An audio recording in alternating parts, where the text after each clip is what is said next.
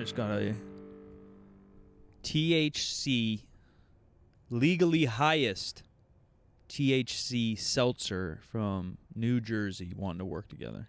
Oh, interesting. I mean, that's not the type of content I typically dive into. However, to shotgun a couple of these on a podcast, but things might get a little weird. Yeah, I don't know, man. I could be down for that. It seems so scary. As long as actually, I mean, not. I don't think I would shotgun them, and it would be hard on a podcast. I don't know. So my THC experience in my life is this is revelatory. Like in high school and college, whatever, you know. Yeah. Weed was not that strong back then. That's what they say. I mean, it really. I mean, California more so, I think, than some places. Yeah, imagine whatever that is in fucking Tennessee. Yeah, in the 50s. Yeah, I mean, ditchweed here was probably higher than ditchweed some other place, but it was more of a hashish kind of situation. Yeah.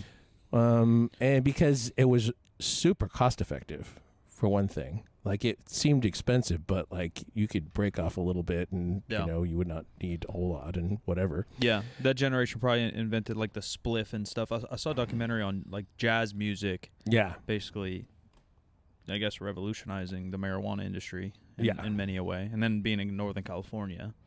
Exactly. So I think this came from Afghanistan, though, strangely enough. The Afghan Blonde, that's what that was called. I have heard of Afghans. So, yeah, and then I got to be about 22, and just all that stuff made me super paranoid, and I just had to stop altogether. Not that I was, like, any kind of a heavy user, you know. Right. But I mean, I stopped drinking around 23 for similar reasons. Super paranoid.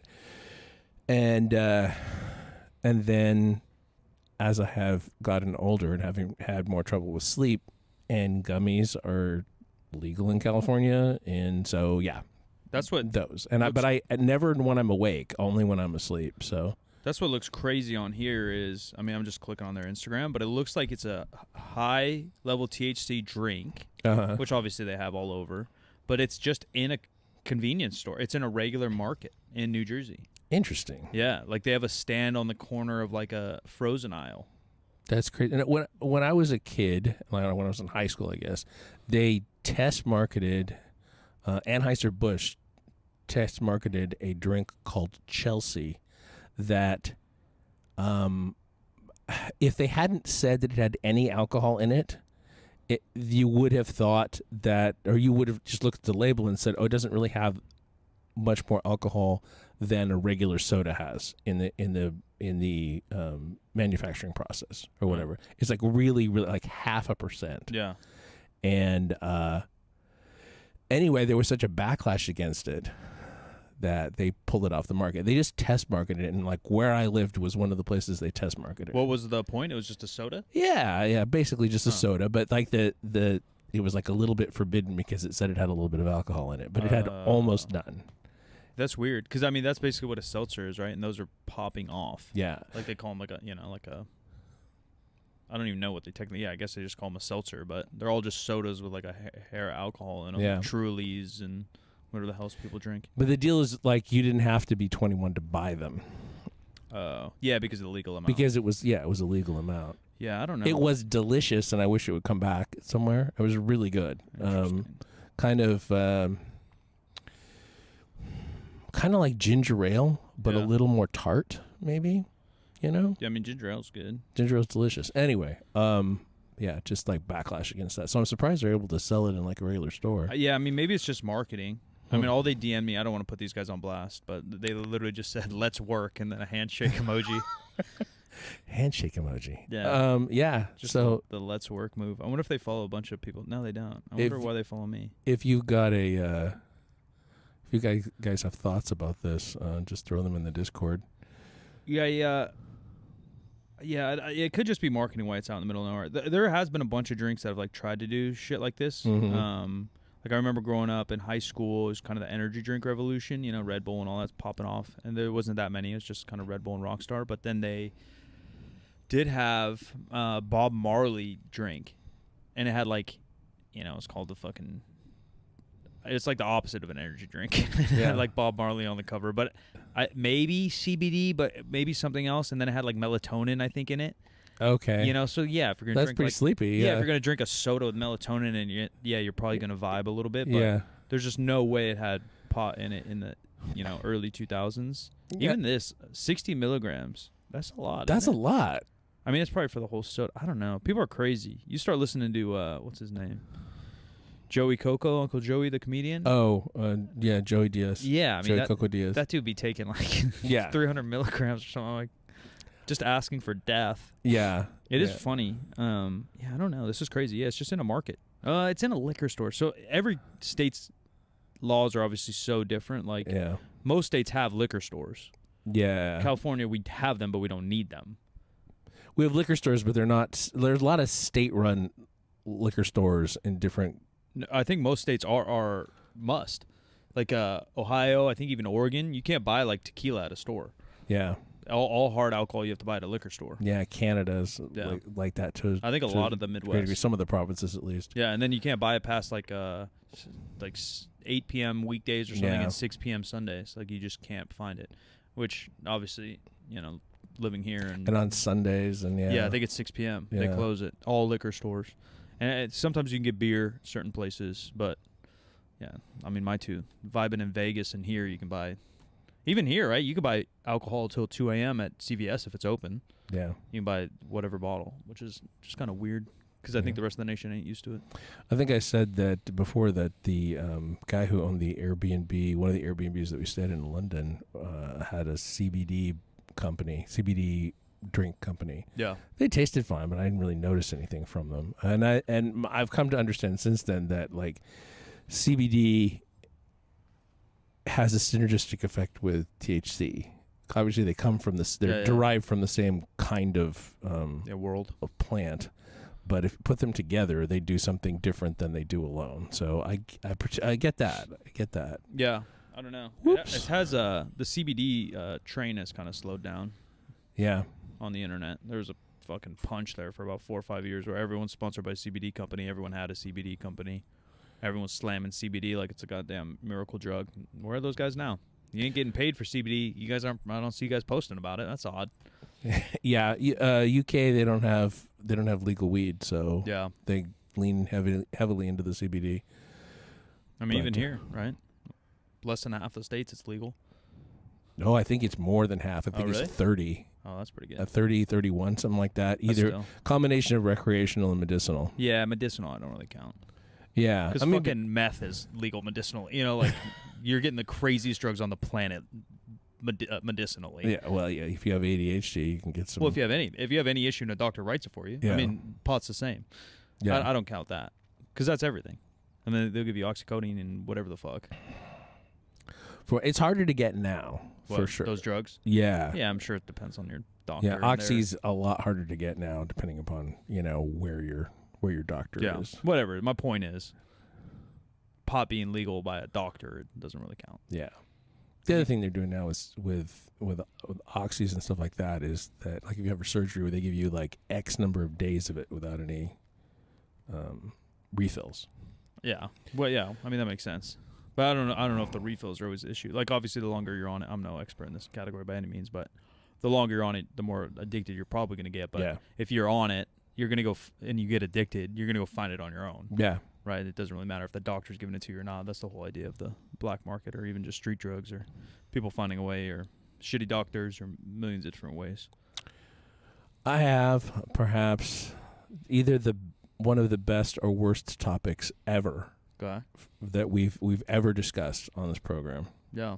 or any program in which we have participated together, which there are just a total of 4 now, I think. Maybe more. Who is the judge whether it's the best or the worst? Is that by like category? Well, some people think it's the best and some think it's the worst. So this is going to be divisive, I think. Oh, all right, it's that's going to be pretty divisive. It is not specifically a fitness topic, but in a way it is. All right. Okay? Yeah.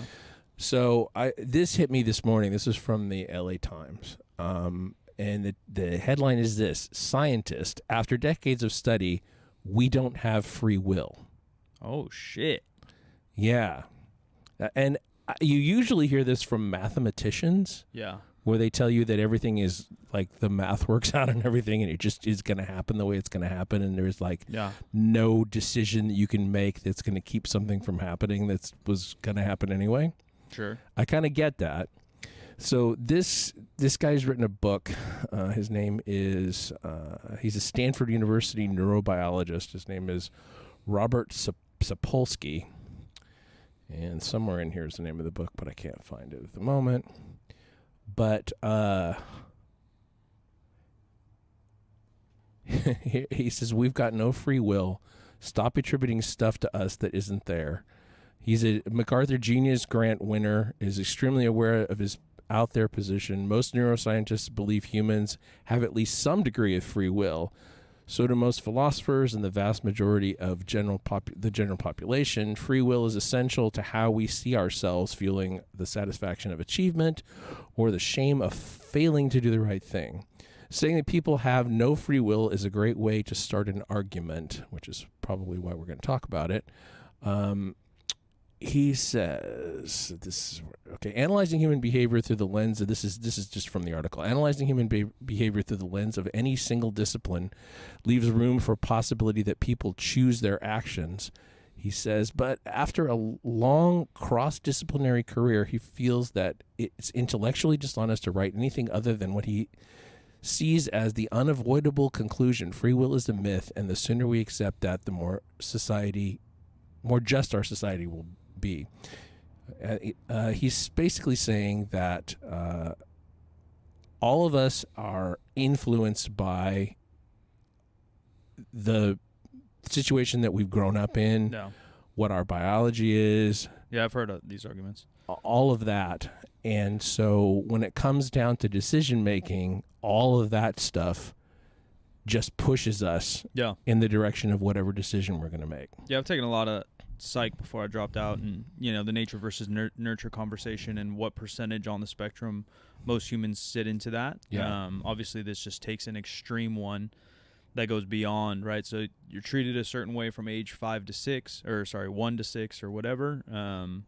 Then as situations arrive in your life, you're so programmed that your reaction or action to environment, to situation, to X is already quote unquote planned out.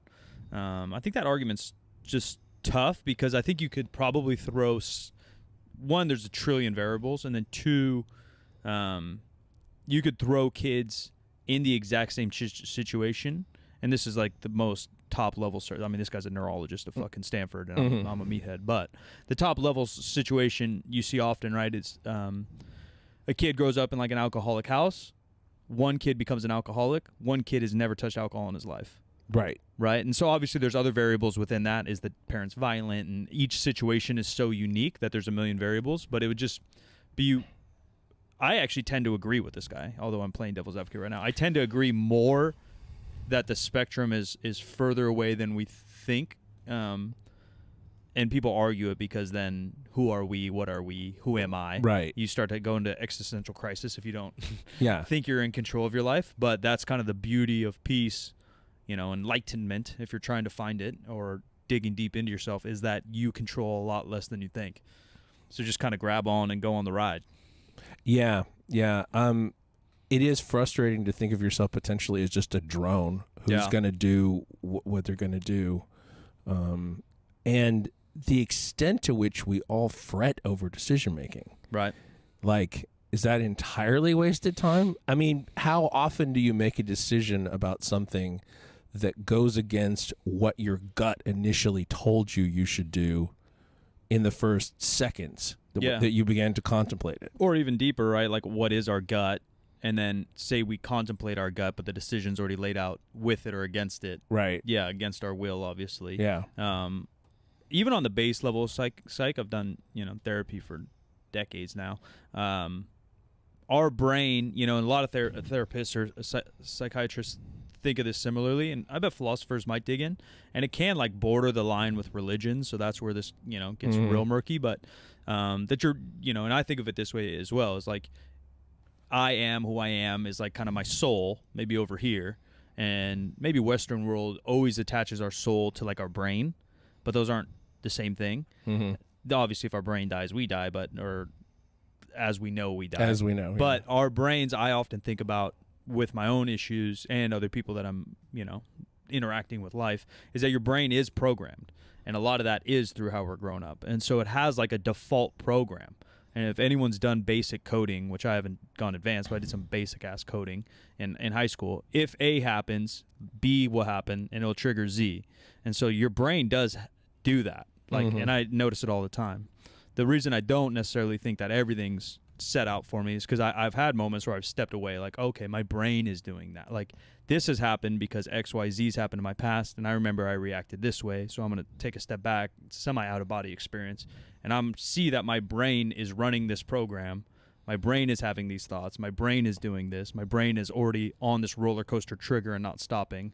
But I'm going to decide to, switch the little train path and stop that program going. Or kind of the most basic one is like you get insulted on the internet and then your brain goes on or in real life, or something negative happens in real life, and now your brain's going on this deep roller coaster, like, am I getting after? You have all these thoughts. But those thoughts and that program isn't who you are.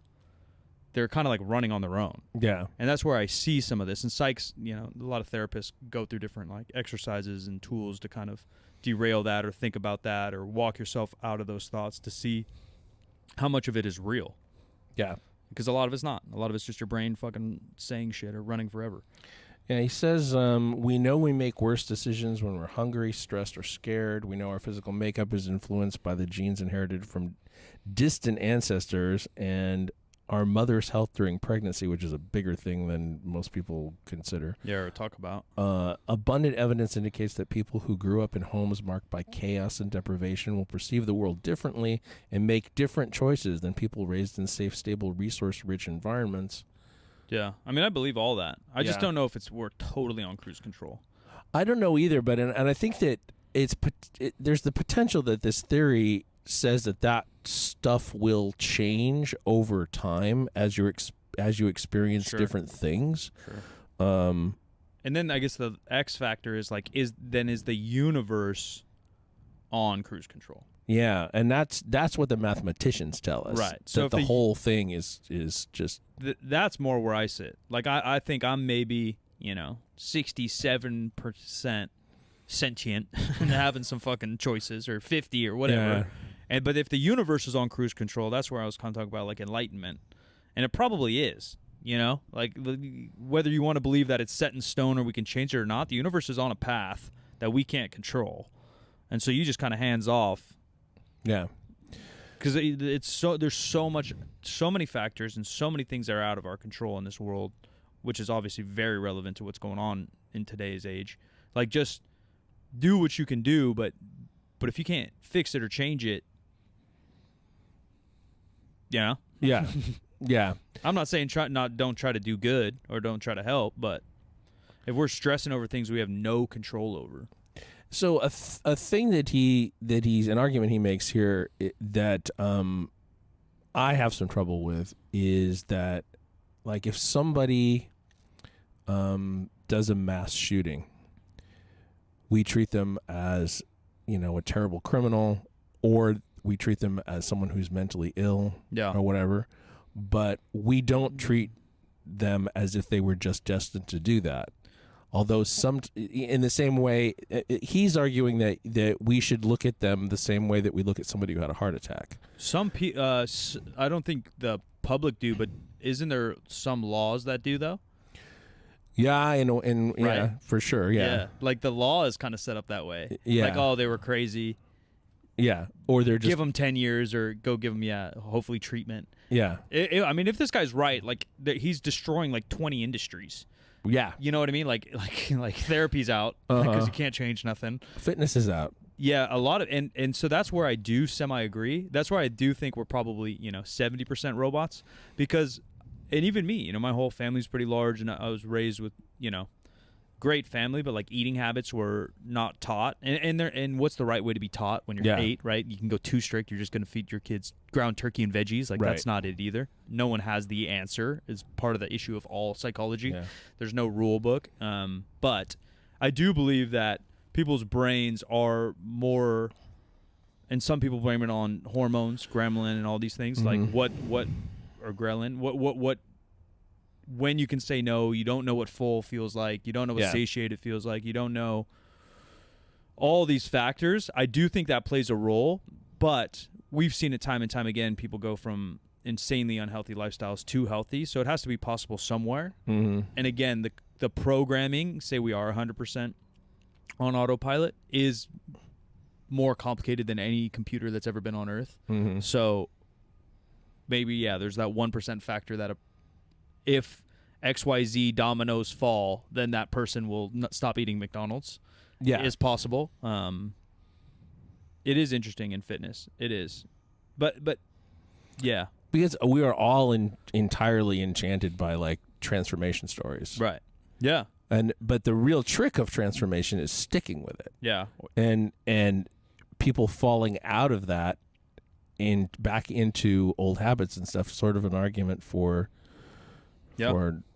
no free will. Like you ultimately end up in the same place regardless of what decisions you make. And because I do semi-believe that there's been like transformations. I don't mean to rag on this guy because he's really popular. I don't even know his name, but like there's been like trainers and a couple I can think about in particular, not friends, but just internet folk that have like they're all jacked, probably on steroids, and then they get fat on purpose to prove a point, and then they get hella skinny, right? And they do it with their clients, like, oh, I can get up to 300 pounds and back to 220. Yeah, the fit to fat to fit guy. Yeah, all those. There's multiple, but like, well, yeah, one, because you have the tools, two, because you're probably not built to be like a fat kid. And we've joked about it for years, like having a fat kid mentality, or like I always say I'm fat, and I don't necessarily mean by like my body fat percentage, but like by my habits and how my brain works, I'm fat. You know, like I'm stressed, I'm tired, I'm anything, I just want to go get ice cream.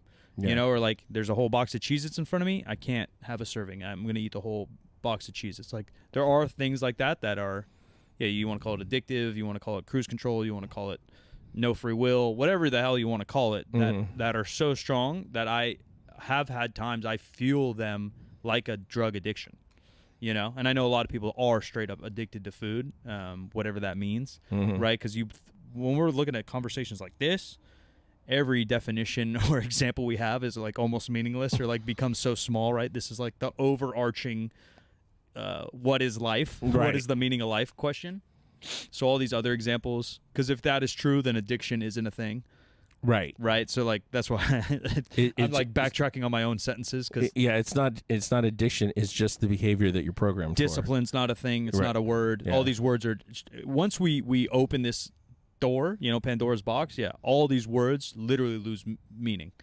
Discipline's not a thing. Addiction's not a thing. Yeah. Hard work's not a thing. These are meaningless words. Yeah, exactly. And I think that the people who do successfully make a change, they are able to do it because that was part of their makeup as well. Right. They're supposed to do it when they reach 30 because they get their first heart palpitation. Right. Whatever the fuck. Like that just happens. And it is true, but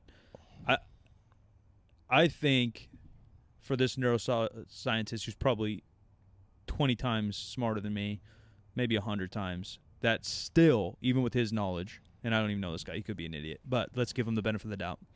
Because there's dumb doctors out there, people, and there's dumb people that get fucking New York Times, and there's dumb people everywhere. That's what one issue. But let's say he's the smartest motherfucker on the planet. There's still too many factors for him to straight up say yes or no. I would think that that's the case. Although I tend to agree with him. Yeah. Okay, let's take another perspective, like maybe a little bit more historical perspective on our own lives. Like we have been traveling together for at least 12 years. Yeah. 2011-ish, 2012. Yeah, and I mean that's one slice of time, and then like your whole life slice of time. And you think about the things that you've been involved with, and things that jobs you've had, or quote decisions you've made, or whatever. And how many times have you made decisions that were inconsistent with your basic character? Yeah. We'll start maybe by dumbing it down. My little bro Mike Sean stopped by the other day, and we were just talking about a bunch of shit. But then we ended up talking about as kids, because I've known him since he was in like kindergarten. Because now he works for Cold Plunge. He's one of the lead salesmen there, and he said, he's like, dude, if you told me I'm gonna grow up and be a salesman, I would say, no, there's just no fucking way, you know. And he's like, and if we grew up and said you're probably gonna podcast and do like apparel and stuff, like maybe. And I was like, yeah, I never even thought about my shit, you know. But he's a lot like me, so he would probably see himself more in this world. Although he works for a small-ish company or an internet company, so he does get the creator side and the entrepreneur side, I think. But yeah, even that alone, like what you see yourself as, and then what you see yourself become, can be so different. Maybe based on this guy's truths, right? Because what you see you want to do, and then making yourself make the decisions to get there is very difficult. See, I don't have any trouble seeing Mike Sean as a salesman. Yeah, but you didn't know he was kindergarten. I didn't know him in kindergarten, but like the time that I've known him, so like the last three plus years, he's tall. Yeah. He is good looking. He has very noticeable eyes. Yeah. His eyes are you know, and he is just a king of making eye contact. Yeah, and he's very charismatic and he's very relatable. But like I think a lot of it comes down to like your interests or what you're like good at, and the things you just described are just as good as an actor. Right? Exactly. Or a comedian. Him and I used to write like comedy skits together in high school and shit. Yeah. You know, and so like I just or even his brother's my best friend, and he works in like politics. We just never like put that on him in high school. You know, like both of them are goofy kids, they're funny. We're all kind of the class clowns.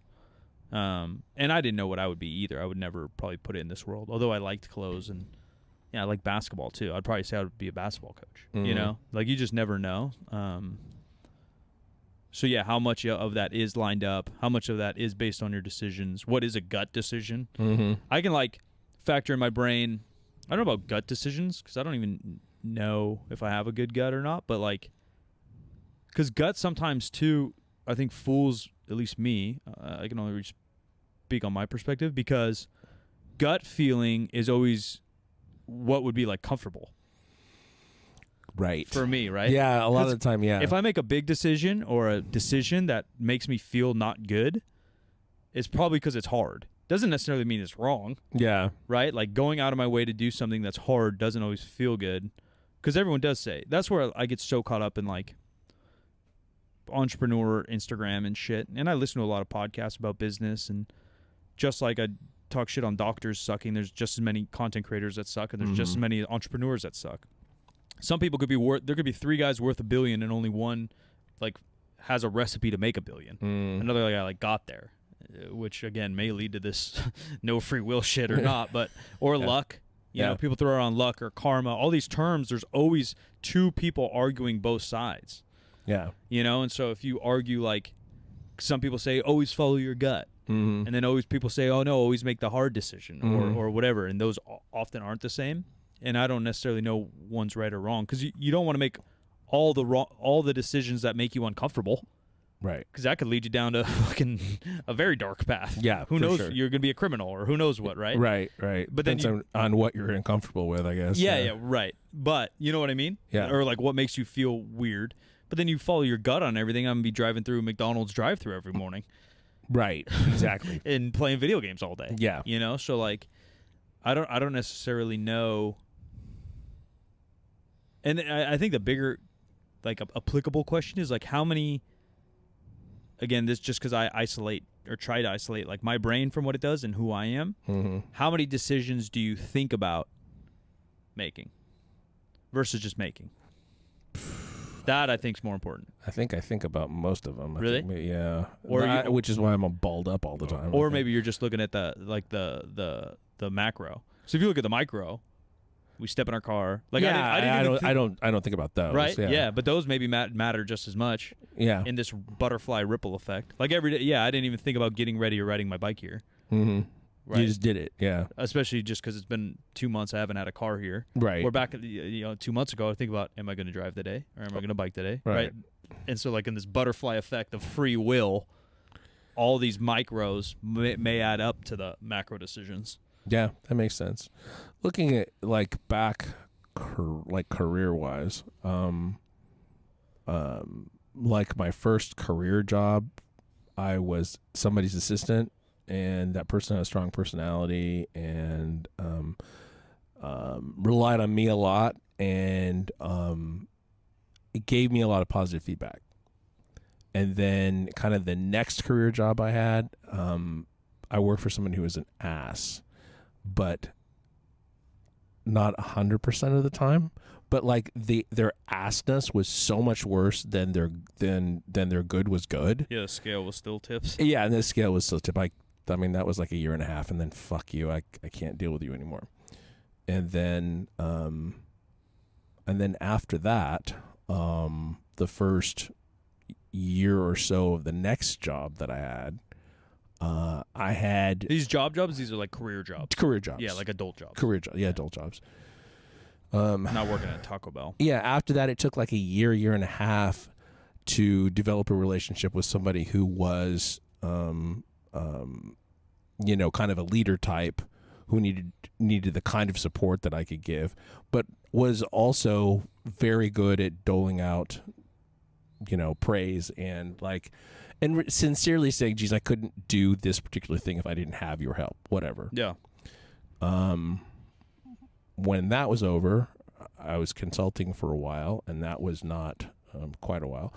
And that's not the same thing at all. You kind of have to be the leader in what you're doing. And it's entrepreneurial. I could have been more successful if I was more outgoing, but I also had a lot of stuff going on outside of that that kind of held me back. It's like, if I actually succeed at this, then I'm not going to be able to do the other things that I'm like responsible for, family stuff, in the same way.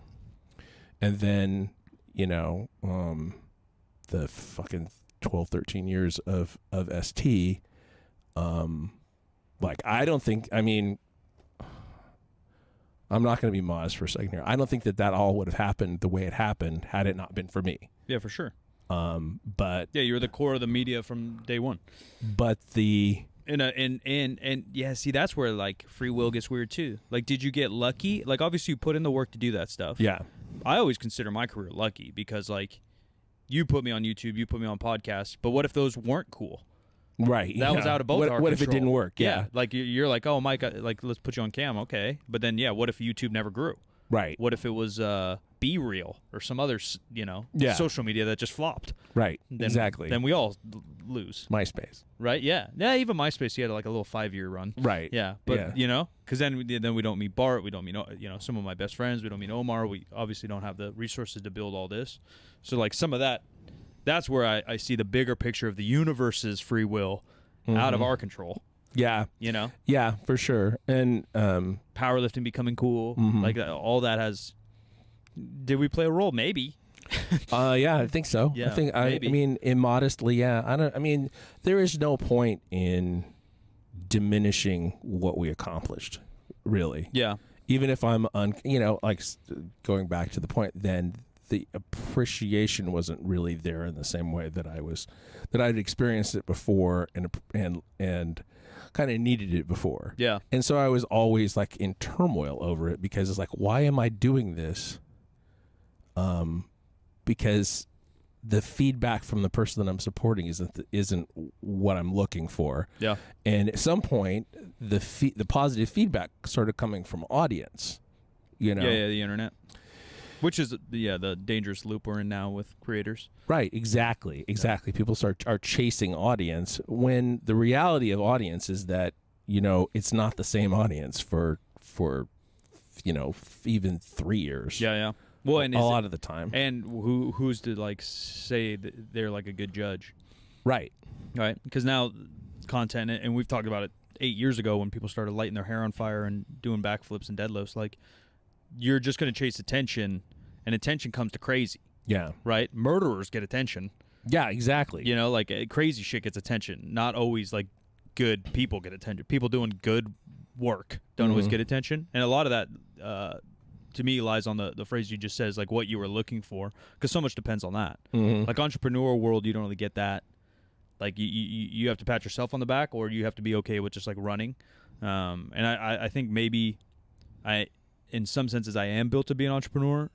Like, sports, I was lucky enough to have a really dope coach, and like everyone just wanted to play for him, which was cool. And like that's the key to a really good team, right? You have one leader, and everyone wants to do good for them, and then you want to do good for us.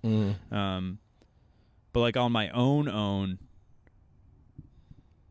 it's like love languages or whatever, all the fucking like how you receive your appreciation can look very different. It could be monetarily, it could just be a high five, it could be verbal, it could be spending time, it could be buying you a cake on birthday or whatever. And romantically may be different than business wise. I don't even know what mine business wise. Mine is just like success business wise. So yeah, in similar situations, like if I'm not getting paid, then I feel like, oh, then I'm not doing a good job. But then in entrepreneur world, that happens too. Yeah, like you can work forever, not get paid. It doesn't mean you're not doing the right things, or it could be feedback that you're not doing the right things. That's where this entrepreneur content creation blows me up. Like some guys say, oh, I think Hormozy most famously says, in business, it's not what you're not doing. You're not doing the things you are doing long enough. Yeah. Right? Because that's where you get lost in running your own ship. You get lost in like, is there something I'm not doing? X to market, to sell, to get members, to whatever? Or do you just have to chug through the pieces that you do have? And I think in a team or in a job, it could be similar. Right? Like, all right, am I not getting feedback because I'm not doing it? Or am I not getting feedback because my boss fucking sucks? Am I doing the wrong thing, or am I not doing the right thing long enough? Like, there's just so many X factors that sometimes it feels good to not have free will and just say, like, all right. Yeah, some people, the work to live to work people, but some people can't tolerate that. They can't tolerate just, doing a drone job and then having a life outside of it that's more interesting. Yeah. So much of it seems American, I don't know a ton besides Argentina, but you hear in Europe, you hear all these other places, like I don't even think like conversations like that even happen. Maybe not. You know what I mean? Because you have your job and it's like a part of your life, but you only do it in a couple hours. And yeah, how do you do a job that you don't enjoy for just the money? And I think I could do that. Because I think that's where me and Bart are on the same page at least. Like everyone that says like do what you love and you won't work a day in your life, I think is total crock of shit. Bullshit. Yeah. So in that sense, that I think all of us are doing jobs that we don't necessarily. You can like have like an underlying like passion for, but doesn't mean you love it. It doesn't mean you're gonna be stoked on it, and doesn't mean so. It's different than a job you hate. Yeah, for sure. If you're fucking allergic to bees and you're a honey maker, like that's probably a different conversation than just doing shit you don't like to do. And maybe some of that is just how we're wired too. Maybe some people do love just fucking working. Yeah, well, I was thinking about, the famous poem, The Road Not Taken. Yeah, I think so. That guy was never going to take the other road. Yeah. He was never going to take the other road. He's celebrating the fact that he was never going to take the other road. Yeah. And I think that's a lot of us about a lot of things, I think. Yeah, it's a little Matrix-y too. Yeah. Start diving into the Matrix, all this kind of ripples in. How much is laid out for us? How much of it is planned? Are we just fucking NPCs stomping around? And then, how much can you just wake up and just, like, change? Hey, I'm just not going to eat fucking meat today. And just fucking stop. But then it goes back to if you have to have that in your makeup. Maybe. To be able to change. Yeah, maybe. Yeah, maybe I was supposed to not eat meat when I'm 40 or who knows what the chapters are written out. Yeah, the people who, I think it was back to substance use and abuse stuff. Where people just cannot pull out of the cycle. Yeah. And they know what they're doing. And they still can't pull out of the cycle. Yeah. I mean, that would be the general analogy for no free will everywhere. Right. Just there's no substance. Yeah. You have no control. You're going to do what you're going to do. Yeah. Yeah, I don't know. It would be interesting to chat with that guy and see if he has some deeper markers on how or why. Yeah, it's a pretty long article. I kind of skimmed it. It just struck me that it was in the paper this morning. It's like, what? Yeah. But I mean, obviously long-term debate, but again, like I said, it's usually mathematicians who tell us that the math of the universe is pretty constant. Or even philosophers, right? Because philosophy is the idea of thought, so you can just fucking say it and do whatever. But you can do a neurologist, but that person's studying the brain. And if you have any kind of spirituality in you, you probably believe that you are not your brain, which would argue against this guy. And he can't really argue against that, right? Because the soul, spirit, whatever you want to call it, right, you can't define, and you can't control and you can't really like study per se. Mm-hmm. So then his argument always has to go to philosophy. Yeah. And you can never win a philosophical argument, really. Yeah. That's the point of it all. Tried to win a philosophical argument with a neurologist right now. It's like this test that he said I should do. I can't do it for 6 months. I was like, that's a long time for a diagnostic test. And I got offered another place. It's like, yeah, we can do it like a lot sooner. Just have it redirected to us. He's just busy or something? What do you mean 6 months? Or that has to do with the test? Has to do with the test. There's a unit within neurology that does these tests. But what I found out is that there's also a unit in physical medicine that does these tests. Oh. And his are bias, just busy. His bias, well, yeah, they're just busy, just under-resourced or whatever. And his bias was, yeah, but they don't know how to read it as well as neurology does. So maybe they'll miss something. It's yeah, but 6 months is still a really long time to wait for something. Yeah. It's a very philosophical, like, like I'm willing to say, let him miss something because it might not be that important. Yeah. Yeah. And who knows? I think doctors are just like anyone else. Like powerlifters hate strongmen and strongmen hate weightlifters. Yeah, and weightlifters hate it's a bodybuilders. silo mentality. Yeah. Whoever thinks they're fucking smarter or better. Yeah. I think that's all I have on this topic. All right, ladies and gentlemen, new episodes Wednesday and Friday. Some updates and announcements coming very soon to the podcast. Appreciate you. GoodCompanyDiscord.com if you want to get involved with the conversation, discounts, early looks, and a like-minded community. I'm Silent Mike. Where do you want to find me? I'm at the Jimmy D on all the social media. This show is 50% facts, where percent is a word and 50 is just numbers. 50% Facts is a Spreaker Prime podcast in association with iHeartMedia on the Obscure Celebrity Network. And we'll talk to you next time.